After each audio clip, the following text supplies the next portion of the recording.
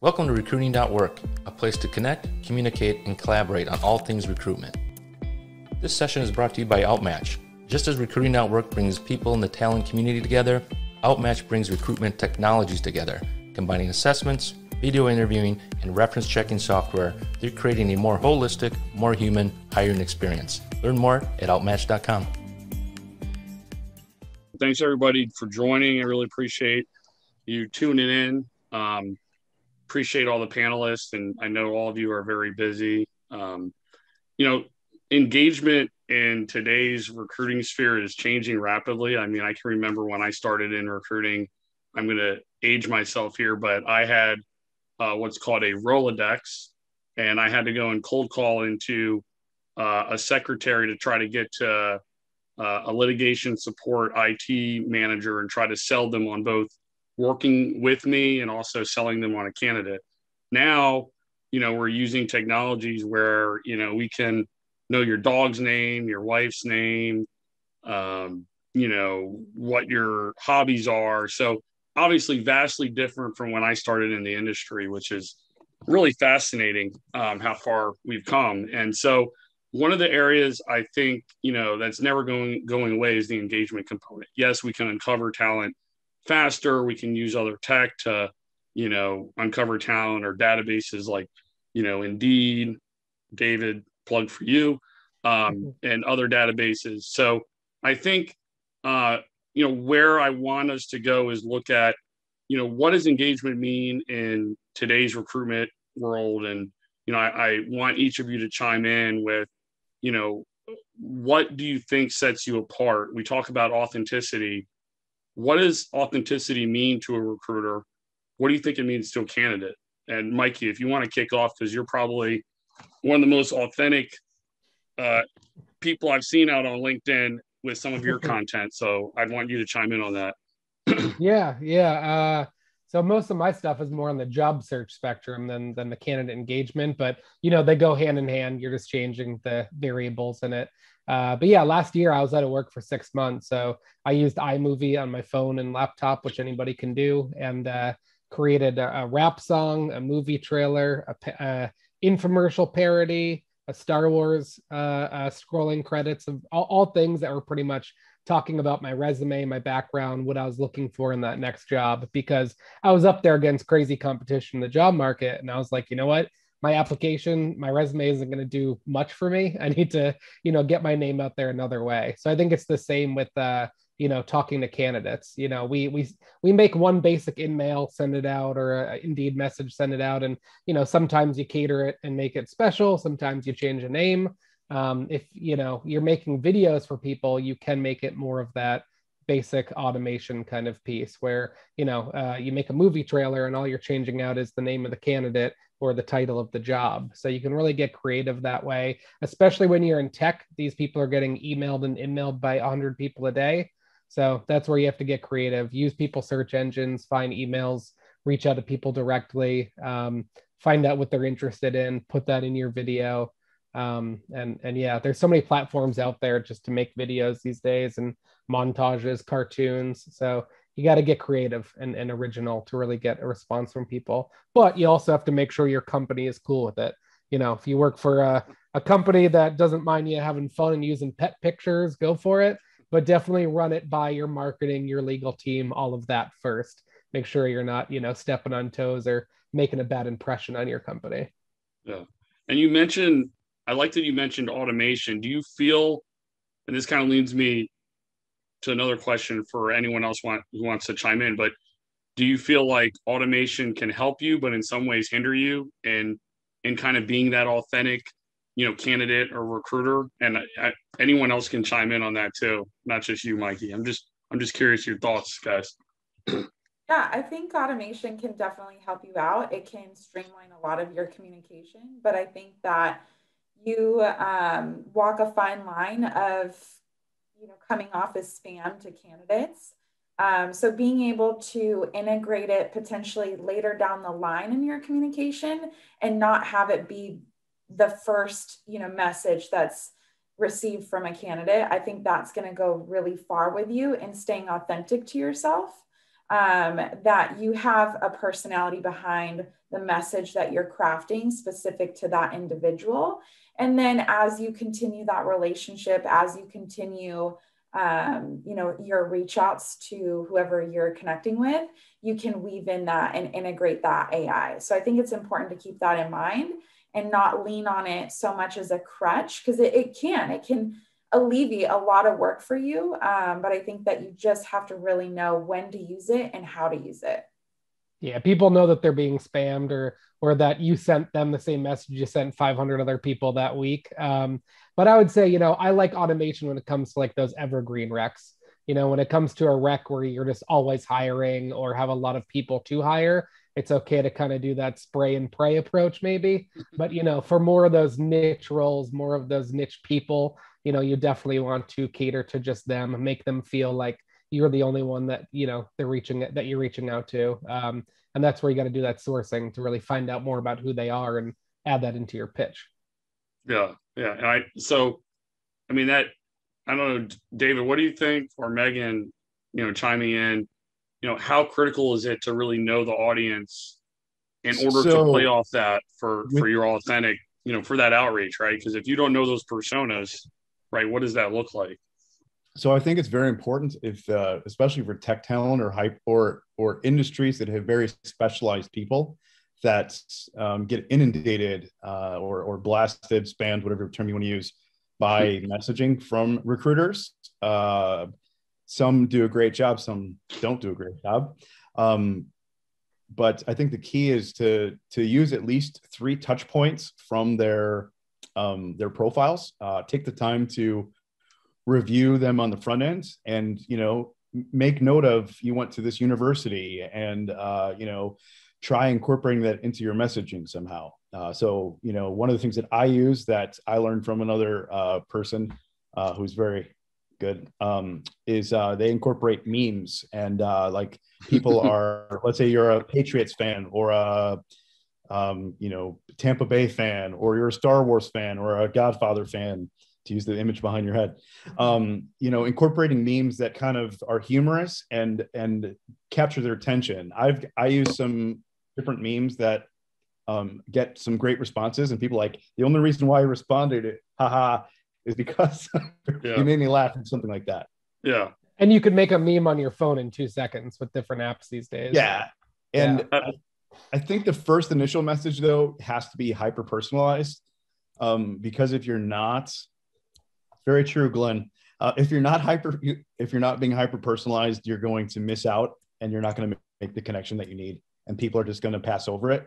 I think the other thing is you have to make sure that you may have a pitch, but you got to use what's important to into the individual. So if you're going for software engineers, you want to make sure that you're talking about the type of challenges and problems that your organization's working on, and the type of and what their role is going to entail. And, and again, like I said, at least 3 touch points.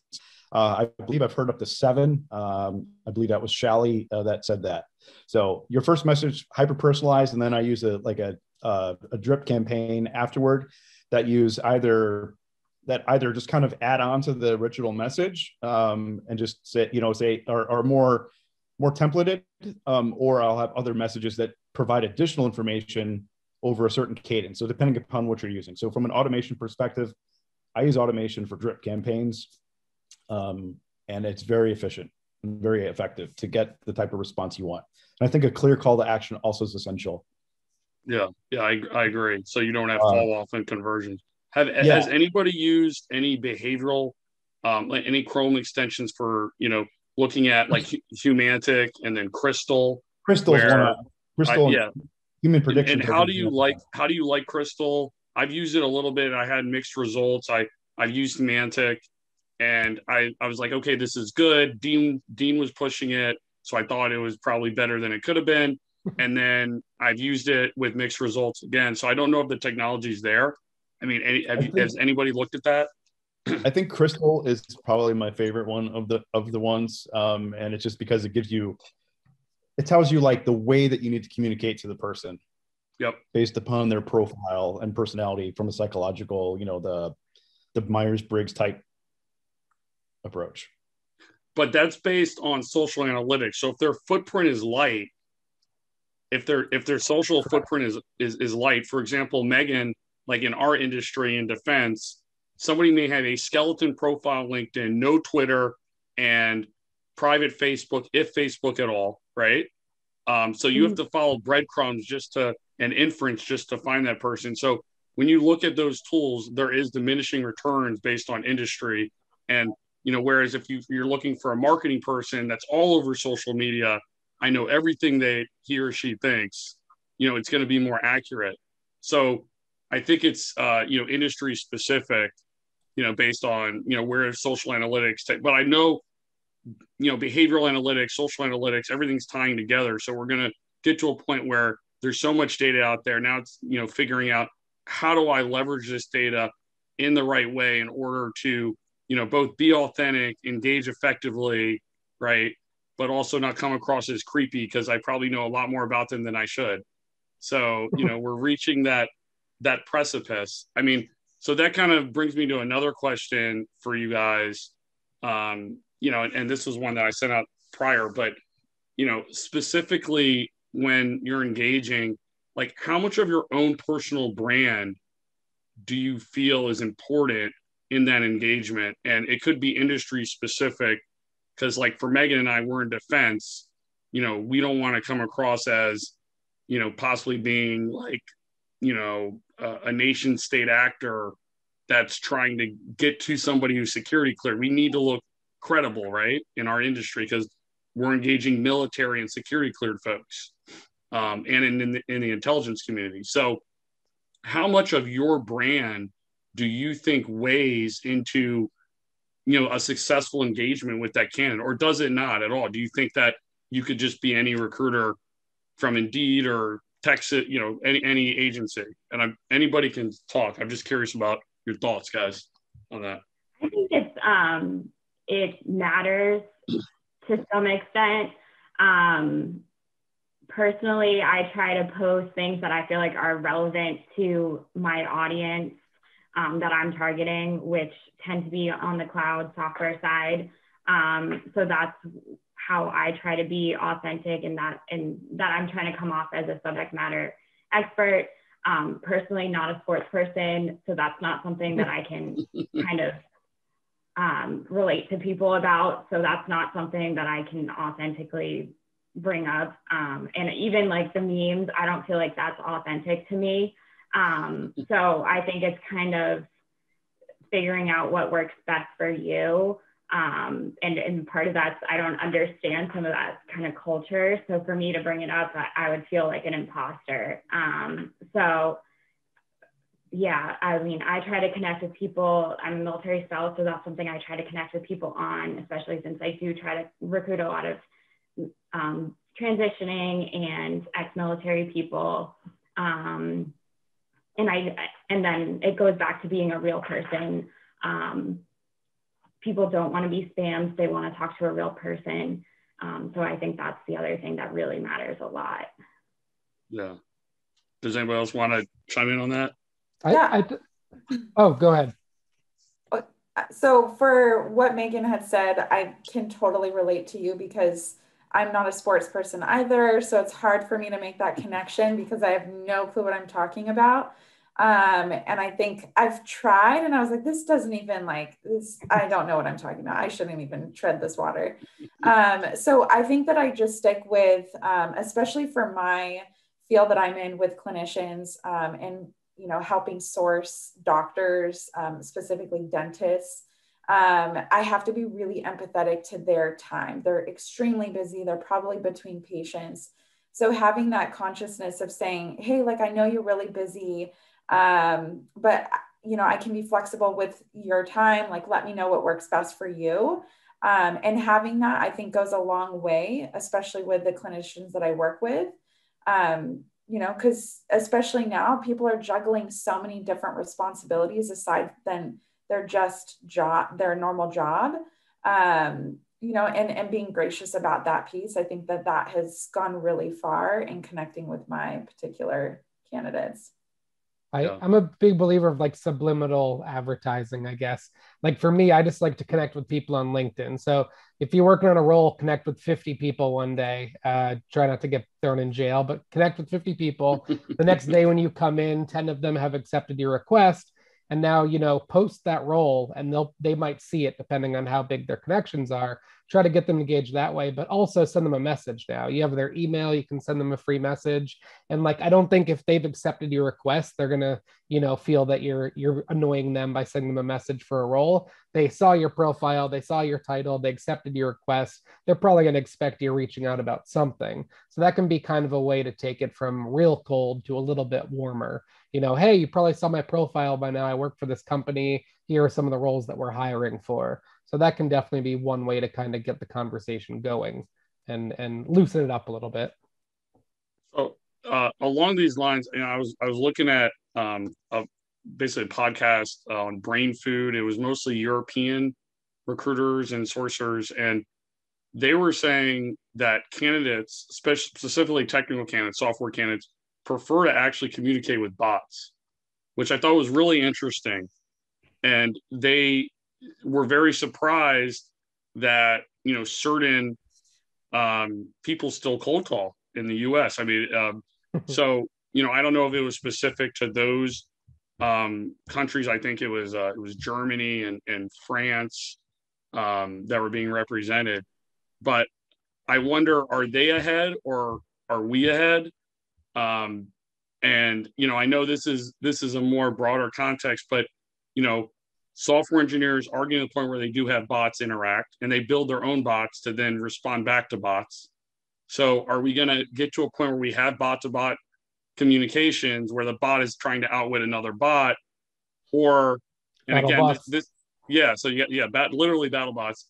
And so I just want to bring that up. I don't know if that's coming, and that's where Europe is, and that's not where we're going to go, because we're going to stay with the human touch.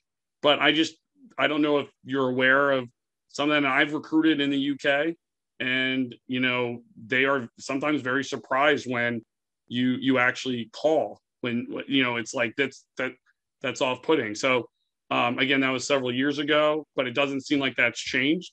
And I'm just curious what your thoughts are on that. And do we think that's what may be coming here? And again, it could be industry specific too, because I'm talking tech specifically.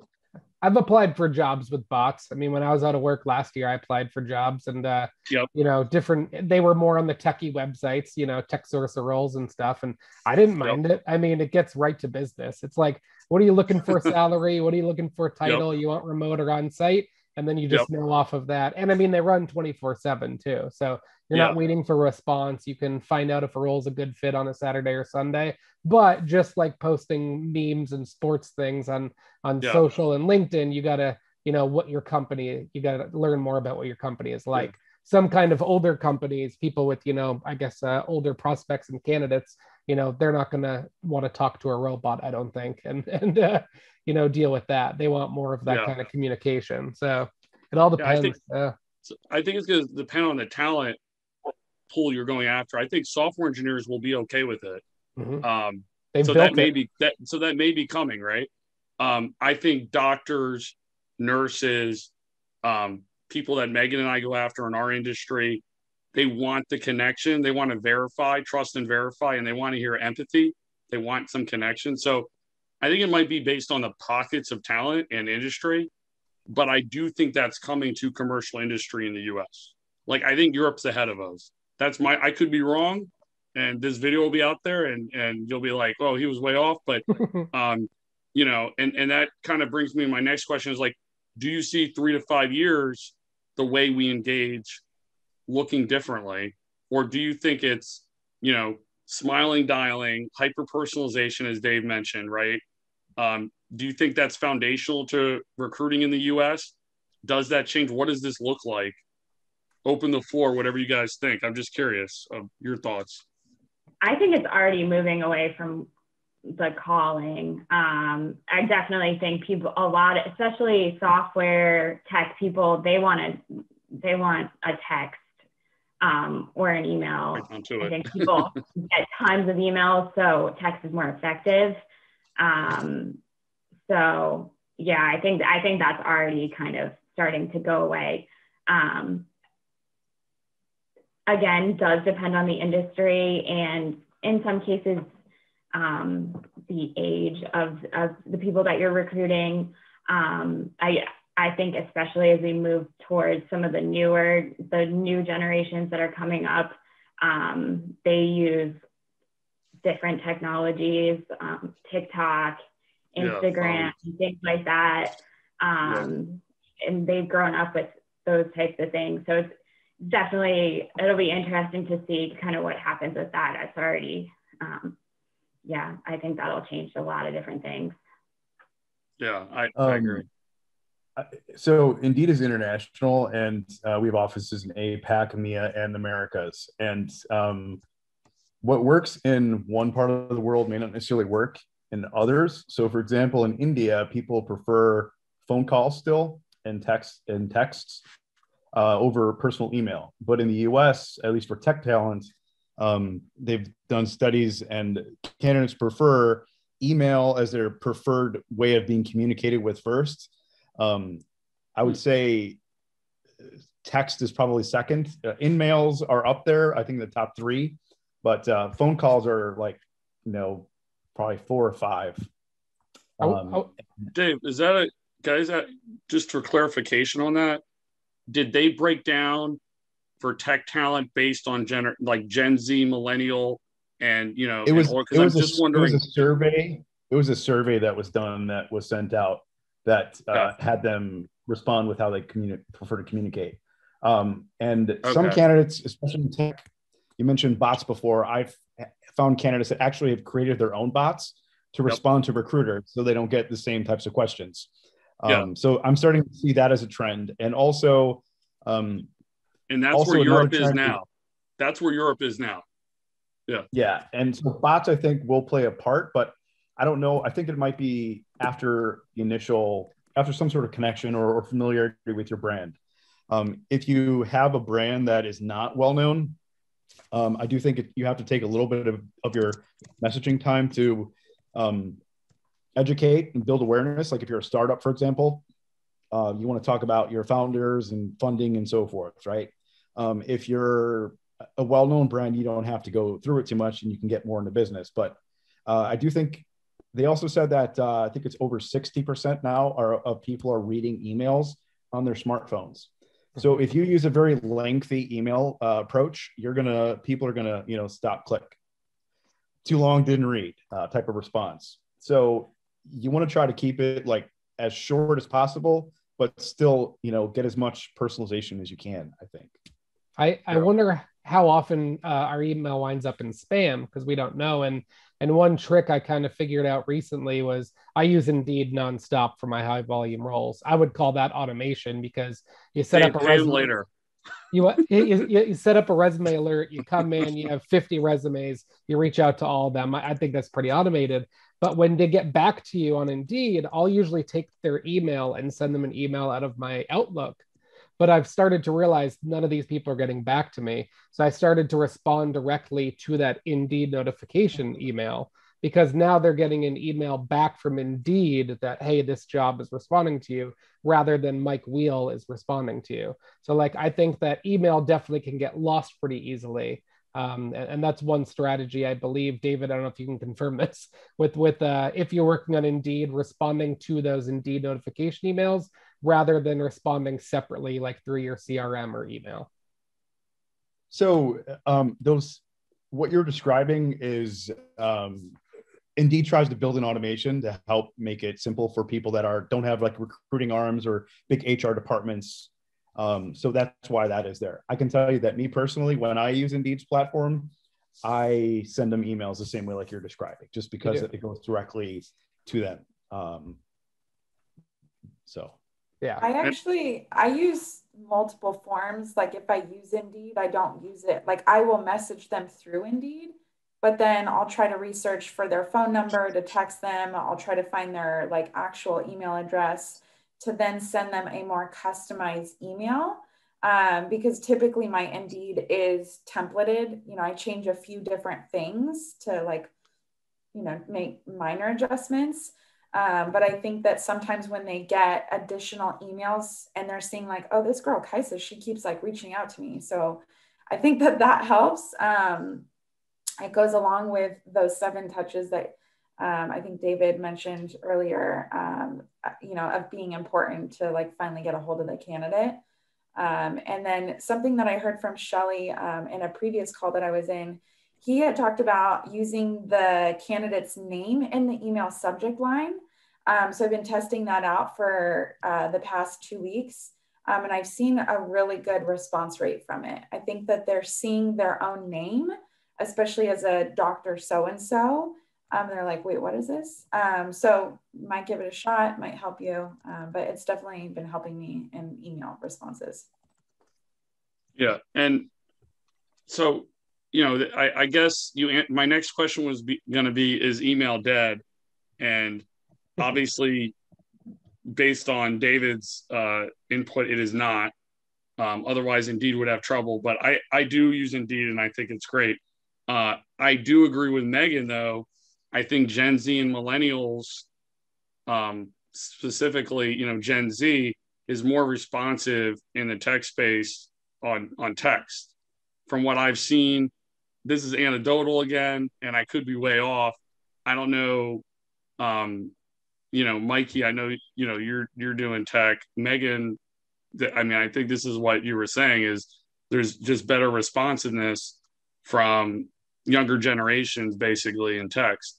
And I'd say even some baby boomers are more responsive on text. I mean, they're pretty tech savvy too. I mean, I've done like whole recruiting and closing literally over text. I know that's like a faux pas, but literally I'm like with my son and daughter over here getting blown up, and I'm closing a deal, and I'm like, you don't want to talk? No, it's just text. So that could have been an outlier, but I'm just curious, just email is not, are we concluding that email is not dead, but text is coming up? Is that kind of like the general consensus here? Or is email dead in certain areas? I think it doesn't hurt. Like, it doesn't hurt on text just to say, hey, I tried reaching you through LinkedIn or tried emailing you and couldn't get through.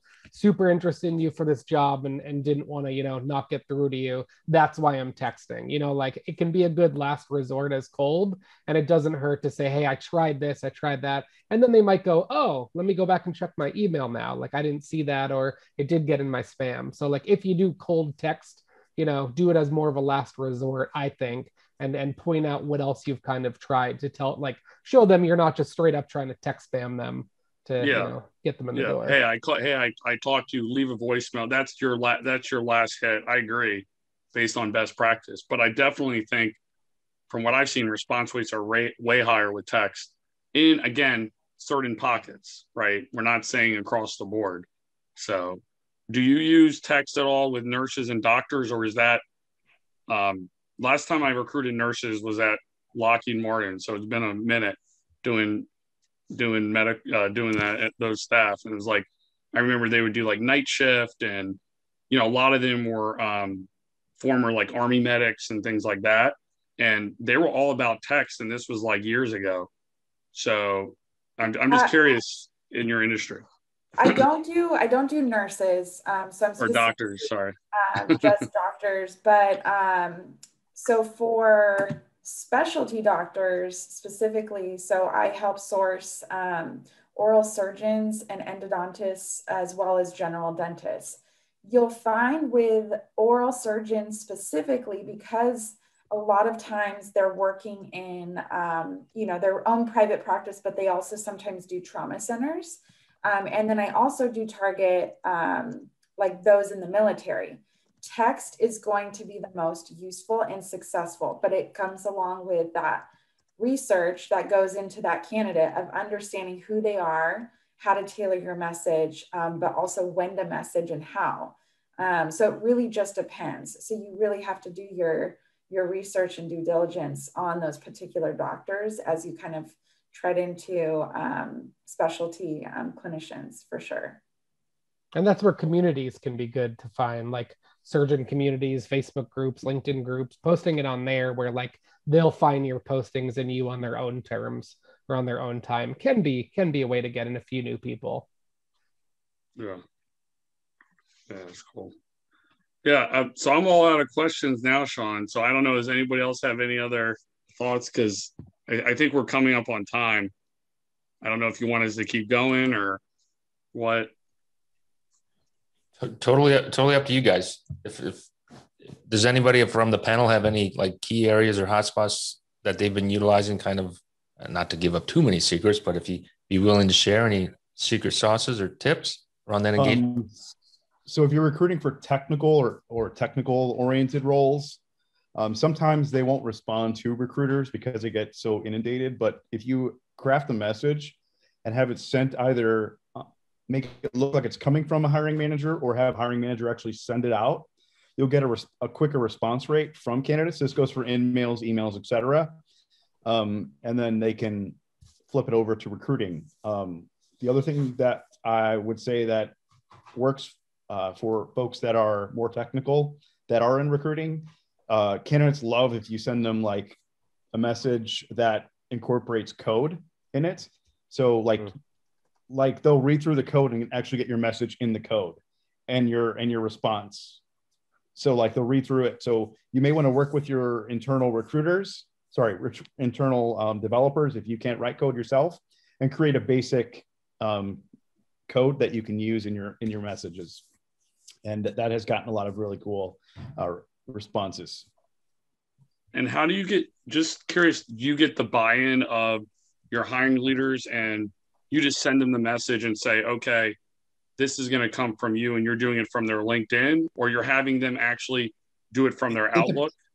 Yeah, it depends on your industry and company, but I've seen it done both ways, where they just create an email alias or have the message sent out on behalf of, and you'll have your like technical people do it, and they'll send it out, and it'll just go out as that person, as the hiring manager. Or you can just give them the templates and they can just copy and paste it and send it to the candidates. And you're doing this on Outlook or LinkedIn or both? Both. It works both ways. Cool. Yeah, I actually really like that. If you can get buy-in from the stakeholders, buy-in from the business, that makes a lot of sense. Let's see. I'm just going through my notes here. I would say make sure you speak to the type of challenges and problems that the organization is going to have, and how the role that is going to impact, scale wise. Somebody else mentioned this as well, but using first names in the subject lines, and also like emojis works, believe it or not, for tech at least. And they work for clinicians too. Okay. And you can source with emojis too now. Yes, exactly. What does that mean? You can source with emojis?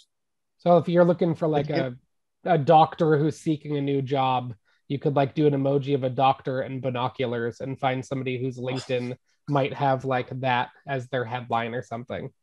Oh, interesting. Yeah. That's interesting. Yeah, so I don't know if we can do that in the intelligence community. Yeah, that's cool. Yeah. So, Sunglasses. It kind of a follow-up question to David in that approach with COVID and kind of companies adjusting to remote workers. Has that, if you're sourcing for a position that's remote now is going to continue to be remote, like current challenges, a company that we're all in on the remote piece, it's not just a COVID thing. We want to open up our talent pool to the country, not just near our headquarters. Does that change your approach if it is a remote position and will stay remote? Very much so. Yeah. Yeah. I mean, for us, I won't speak for Megan, but I know for my team, when we're sourced, the difference between 1 day remote flex work, 5 days in a classified site, meaning you got to leave your phone outside, and 100% remote is huge. And especially if you have, a single mom, working mom, or dad, like myself, who's trying to balance with young kids, that, you want to make that front and center on your subject line. If you know they have kids or family, things about that individual based on other research, you want to stress the work-life balance. Maybe you want to bring in, I'll talk about my kids and the fact that I can be remote and, this role's remote, and I have empathy, especially if it's like a lower cleared role, because I have seen secret cleared roles where we actually can do some level of remote, or they can actually let you be basically 100% remote with some visits to the SCIF, which is the classified site. So for us, that's a game changer, right? I'm not talking non-cleared because we can do that night and day, but for cleared, we're going to rep that with a lot of marketing, whatever we can do in subject line. I'm going to sell the heck out of that in my cold call. I'm going to bring in personal details of how I balance my own work life with my wife and my kids. And, this, I don't know if you're virtual now, but this is letting you be virtual. You can balance, I don't know if you have kids, even if I know they have kids. So, and so it's things like that where, you can put those teasers out there and get a really good response. Megan, I don't know. I mean, you're doing more day-to-day sourcing than I am. So I know remote is a game changer for cloud and certainly DevOps right now. Yeah. So defense is a unique area because not everything can be remote because it has to be done in a classified environment. So it's the start of the pandemic was actually this great thing because it's starting to allow some of those customers to see what it's like to allow remote work and hopefully see that it's working.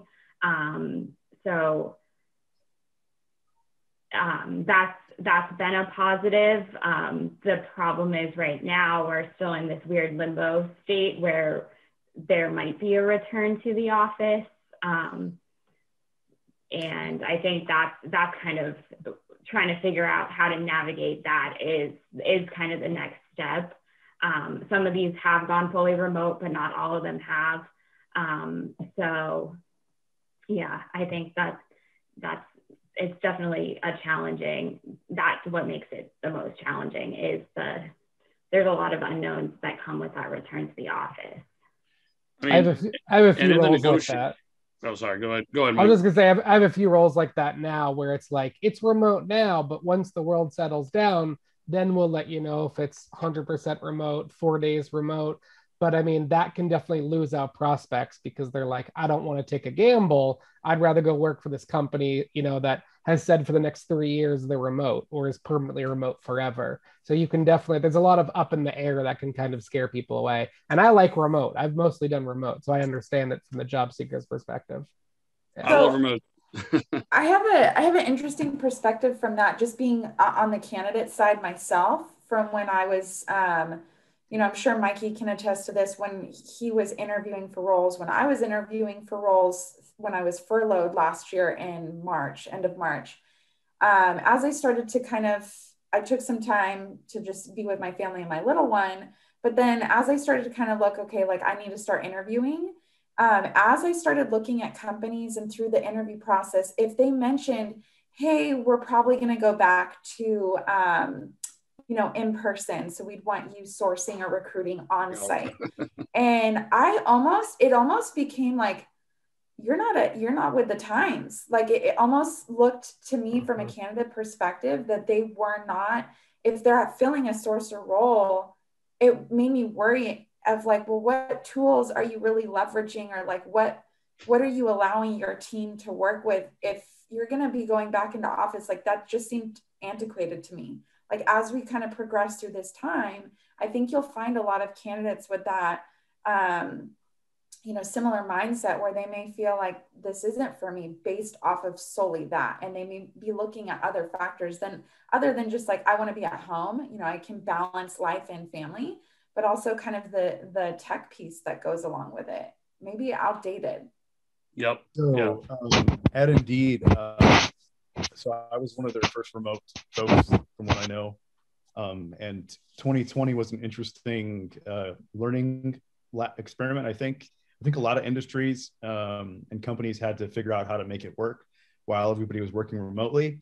And then all of the additional unforeseen issues that you needed to have, like childcare and flexibility and so forth.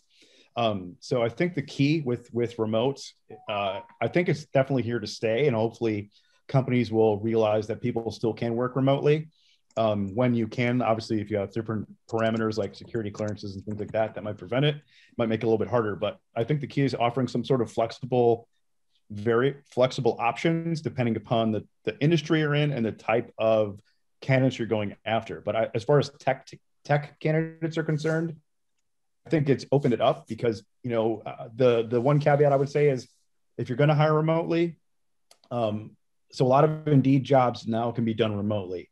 So what that's done is it's opened up the entire country to us now versus certain areas that people would relocate from. So it's good from that perspective. But other tech companies are doing the same, Amazon, Google, Facebook, et cetera. So now it's made it where people can work from anywhere. So there's people that have left that used to work in San Francisco and now are living in tiny houses and traveling around the countryside and use satellite internet. I've heard of people living on boats doing the same thing. So I think the other main point I want to make, and then I'll be quiet, is that you're kind of limited based upon where your company has offices in terms of countries. So like you couldn't have somebody working remotely for the US if you didn't have presence in a certain area because of the tax implications for your company. So make sure that you have offices where those people will be at. Yeah, that makes sense. And sometimes we'll have roles where it's remote, but then they need to be within a radius of a location. So yes, you're remote, but it's in a high cost of living area. So does that really change? And I've read some articles, I think it was like ERE and BLS, where, some of those tech companies and other companies are looking at, taking where they're located and compressing salaries now based on that. Because if you can move from the Bay Area to, a lower cost of living area, like you said, Dave, like, are we paying you 200? Do we need to pay you 200 now? Can we, pay you 120? And so I think a lot of companies are also looking at that. And I'm curious to see what happens with that shift. Is there going to be a paradigm shift to doing that? I would say that you'll see companies starting to have like remote salary bands, and it'll probably be averaged across, all their major markets is typically what I've seen companies do. So I think that will definitely change. So you may not be able to pay somebody working remotely Seattle salaries versus, Cleveland, Ohio. Mm-hmm. I don't hire a lot of remote or any remote or tech remote. When you are all doing it, do you, like, if you're on the East Coast and you're hiring for somebody who can work remote 100% of the time, do you tend to stick to only look to the East Coast so they can like work those 8 to 5 East Coast hours and make all the meetings? Or do you just kind of go for the whole country and just say, why not? Megan? That's the whole country. Most of my team is East Coast and I'm in California. So I do work. I talk to people about it a lot because I work an early schedule and then I'm done earlier. And people like that if that works for you. So yeah, it definitely depends, but usually we're open. If we're hiring remote, we can hire from anywhere as long as they're in the US. Yeah. And that's we're a government contractor. So yeah. I would say it doesn't matter as much as long as they're in the country that, again, you have offices. But certain teams do have a preference. So if they're on the West Coast, and the majority of the teams on the West Coast, they may want folks that are, Central or West Coast versus East Coast. But again, it's not that big of a gap. Yeah. Yep. Everybody wants remote. I mean, I'm working on roles in manufacturing right now, and I have people say, hey, I can't relocate. Is this remote? And I make the joke that, like, if I were working on surgeon roles, custodial roles like this, I'd still have people responding to me saying, hey, is this a remote role? And like, I have on-site manufacturing roles where people are like, can I do this remotely? And maybe they are for their current company. Maybe for the meantime, they're letting them work remote because they can get some stuff done. They know the process. But that is one struggle I'm dealing with right now, is people wanting to be remote for non-remote roles, so that's definitely a challenge. But I do have some companies, competitors that are probably offering that, which is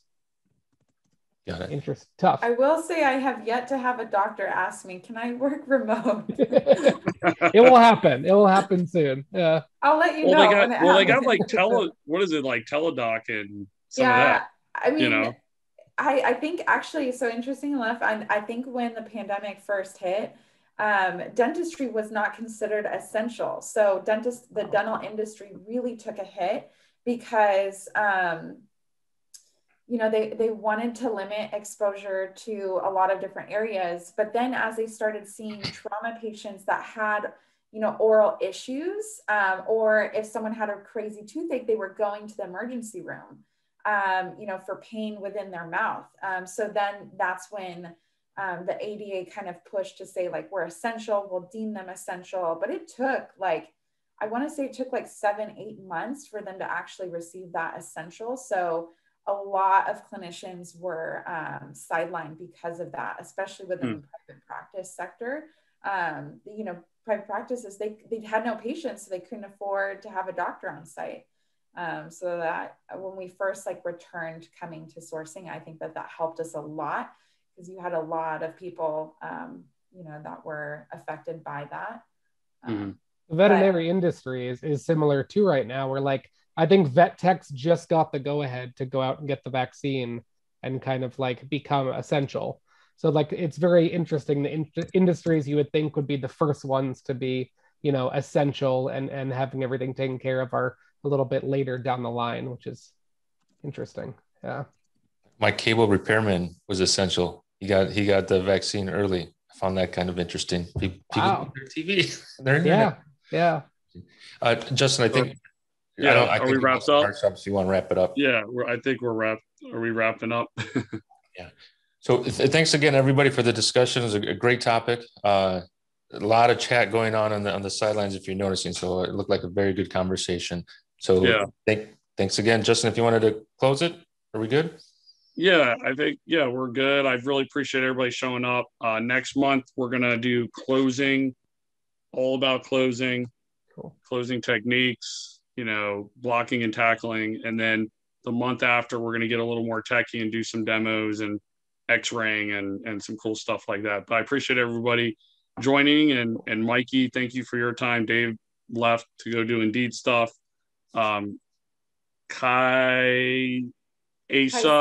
Kaisa, sorry. Thank you. I totally butchered that. I really apologize. Go talk to Tangi and she'll come and sue me. And Megan, thank you. Go get back to work because you work for me. So I took you away from sourcing to do this, but thank you for coming. And Sean, as always, thanks for facilitating. Appreciate it. My pleasure. Thank you. Enjoy the rest of the week. We'll talk to you soon. Guys. Take care. Bye. Peace.